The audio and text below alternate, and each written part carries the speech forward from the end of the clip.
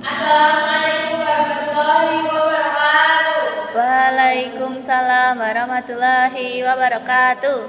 Di sini kami akan mempresentasikan tentang bahan ajar. Untuk yang pertama, sebelumnya perkenalkan nama saya Rofiana Andrianisa. Perkenalkan nama saya Juliana Nurul. Perkenalkan nama saya Dewi Tardiani Putri. Lanjut untuk presentasi bahan ajar.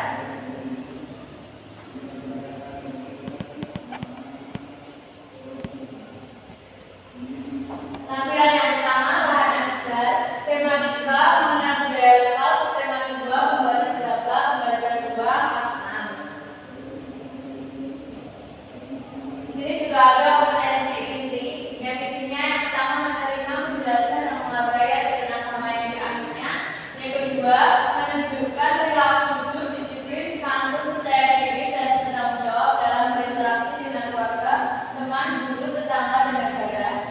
Yang ketiga, memahami pengetahuan faktual, konseptual, prosedural, dan metakognitif pada tingkat dasar dan cara mengamati, menanya, dan mencoba berdasarkan rasa ingin tahu tentang dirinya.